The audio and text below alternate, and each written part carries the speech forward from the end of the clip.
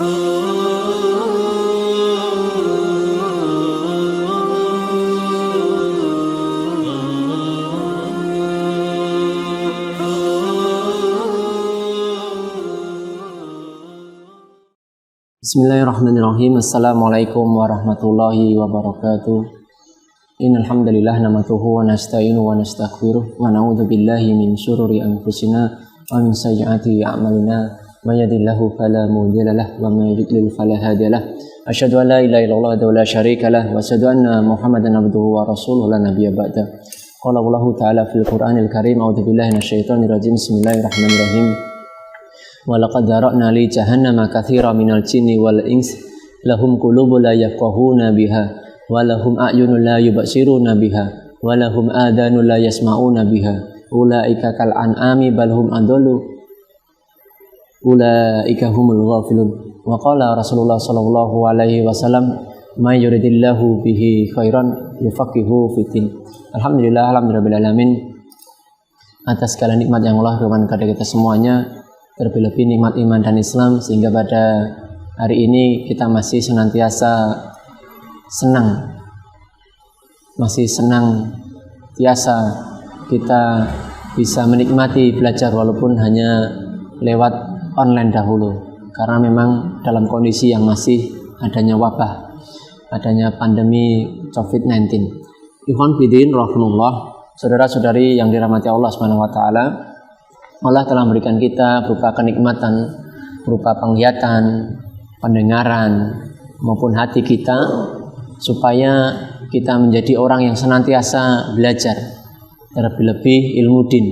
Karena memang belajar adalah kewajiban bagi kaum muslimin. Thalabul ilmi faridatun ala kulli muslim. Sehingga kewajiban mencari ilmu ini, Allah memberikan kita fasilitas, memberikan kita sarana untuk thalabul ilmi.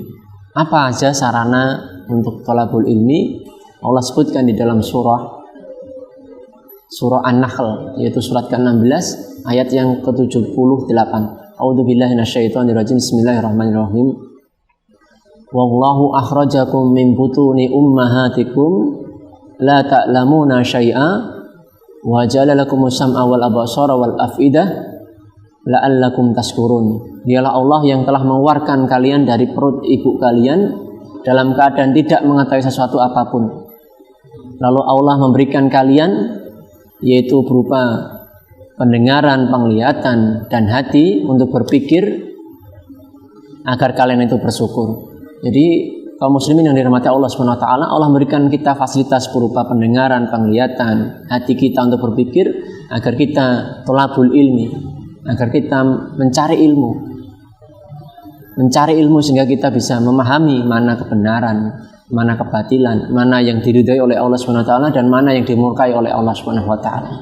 Dan Allah juga mengancam bagi siapapun yang tidak menggunakan fasilitas yang Allah berikan tadi untuk memahami ayat-ayat Allah, tidak untuk belajar. Ya. Allah sebutkan di dalam surah Al-A'raf, Allah mengancam bagi orang-orang yang dia itu tidak menggunakan sarana yang telah diberikan oleh Allah sebagaimana mestinya. Allah sebutkan di dalam surah Al-A'raf ayat yang ke-179. Walaqad dara'na li jahannama katsiran minal jinni wal insi lahum qulubun la yafqahuna biha wa lahum a'yunun la yubsiruna biha wa lahum adhanun la yasma'una biha ulaika kal an'ami bal hum adallu ulaika humul ghafilun. Sungguh Allah memasukkan neraka jahanam kebanyakan dari golongan jin dan manusia, yang mana mereka memiliki kriteria, memiliki karakter, yaitu apa? Yaitu mereka memiliki hati, tapi hatinya tidak digunakan untuk memahami ayat-ayat Allah. Dan mereka memiliki mata, tapi matanya tidak digunakan untuk melihat tanda-tanda kekuasaan Allah SWT, tidak digunakan untuk mengkaji ilmu-ilmu Allah. Dan mereka memiliki pendengaran, tapi tidak pernah didengarkan untuk memahami ayat-ayat Allah, tidak pernah didengarkan untuk thalabul ilmi, tidak digunakan untuk mendengarkan sesuatu kebaikan. Ya. Mereka sebagaimana binatang ternak. Ulaika kal an'ami balhum adallu, bahkan lebih sesat lagi. Ya. ulaika humul ghafilun, mereka itulah orang-orang yang lalai, yang harusnya diberikan fasilitas oleh Allah SWT untuk belajar, memahami ayat-ayat Allah, tapi digunakan bukan untuk semestinya, bahkan untuk bermaksiat kepada Allah SWT. Maka Allah menjanjikan mereka ke neraka jahanam.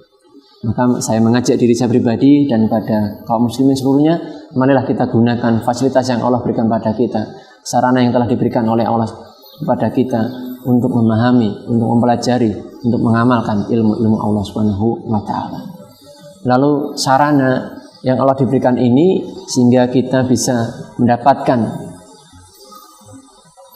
fungsi dari thalabul ilmi itu sendiri. Jadi agar kita bisa thalabul ilmi, Allah memberikan kita fasilitas, memberikan metode, dengan harapan apa? Dengan harapan kita bisa memetik hasil dari thalabul ilmi ini. Apa hasil atau fungsi dari kita thalabul ilmi? Yaitu apa? Yang pertama adalah ma'rifatullah, kita semakin mengenal Allah sehingga muncul namanya khasyatullah, rasa takut kita kepada Allah Subhanahu wa taala. Ya. Takut seorang hamba kepada Allah SWT berbeda dengan takutnya manusia kepada manusia. Ketika manusia takut dengan manusia, maka dia akan menjauh, menghindar, sembunyi daripadanya. Tapi berbeda ketika kita khasyatullah, kita takut kepada Allah SWT, maka seorang hamba akan semakin dekat, ya, akan semakin meminta pertolongan kepada Allah SWT. Ya. Makanya orang yang semakin faqih dalam ilmu dinnya, maka akan semakin takut pada Allah SWT.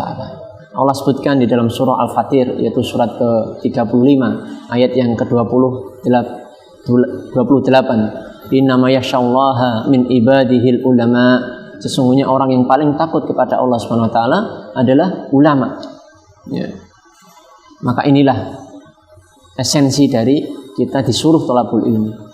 Yang pertama, menumbuhkan ma'rifatullah, mengenal Allah SWT sehingga muncul khasyatullah. Yang kedua adalah agar kita memahami mana yang benar, mana yang salah, mana yang al-haq dan mana yang al-batil. Ya.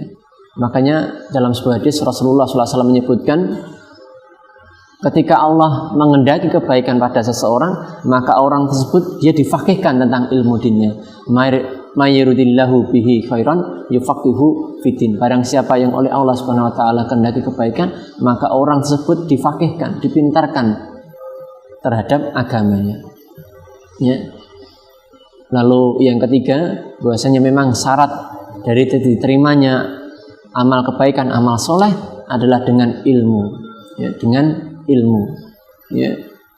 Wa man amila amalan laisa alaihi amruna fahuwa raddun. Barang siapa yang melakukan satu amalan yang tidak bersumber dariku, tidak berasal dariku, tanpa ada dasar ilmu, fahuwa raddun, maka amalan tersebut ditolak oleh Allah Subhanahu wa taala.